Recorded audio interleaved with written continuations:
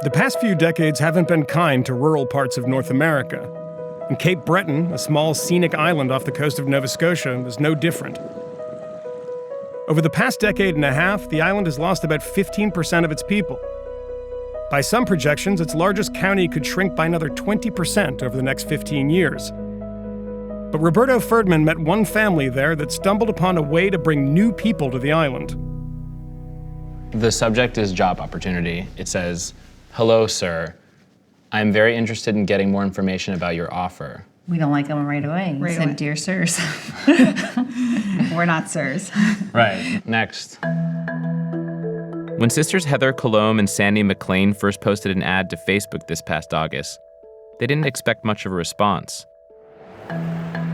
The two of them run The Farmer's Daughter, a popular country store in Whycocomagh. They also own more than 100 acres of forested land. When it became clear the store was in desperate need of help, they decided to offer a deal. Come move to their community and work for them for at least 5 years around minimum wage, and they'll give you 3 acres of their land. 4 months later, the sisters have gotten more than 100,000 applications and are still receiving more than 1,000 each day. So when it became unmanageable, you started sorting it into what? Into like good, bad. Yeah, good, bad, wrong language, good story, no effort. Do you have these ones? Heather and Sandee have tapped into something. There are actually a lot of people out there who would trade their life in the city for a new one in a little friendly place like Cape Breton. We wanted to really stand out. So we took the weekend to piece that together and sent it in Monday night. So we Skyped on the Tuesday night as an interview, and at the end of the interview, Sandee was like, "If you want the job, it's yours." Carrie and Brett Watkins are one of the 3 families that have been accepted so far. Brett had spent the past 4 years making good money as a construction project manager in British Columbia. Carrie was a stay-at-home mom.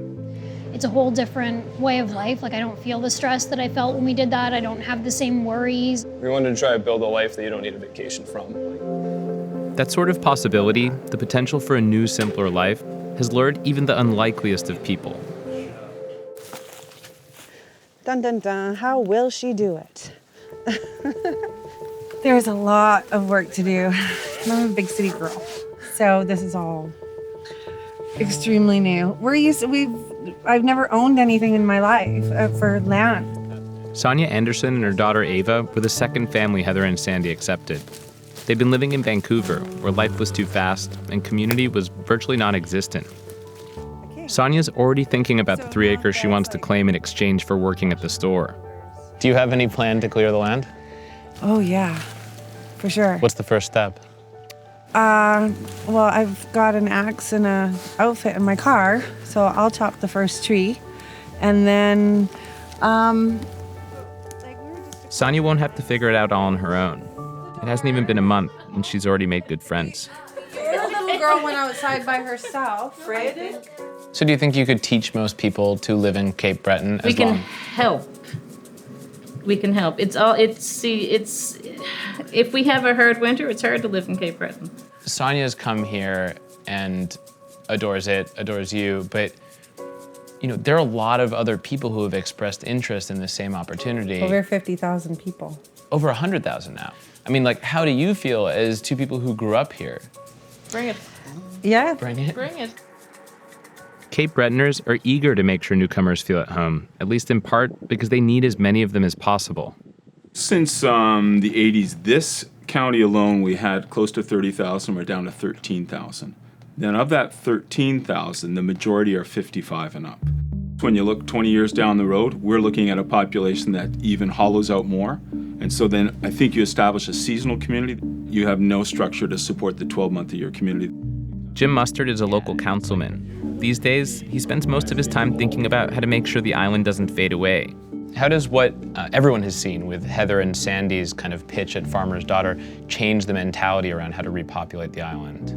Yeah, I think that was it was a beautiful kind of sending up a balloon and seeing if there was enough interest in the world to kind of come here. I think what they've done in Farmer's Daughter is just kind of say, look at this. There is a demand. There's 100,000 people that are knocking on the door. Over the next couple years, Heather and Sandee are hoping to bring another 12 families to Cape Breton. For the most part, they're flexible about who those people will be, but one thing is a must. We don't want anyone that, is going to come and then leave. What we are looking for is that they see themselves here.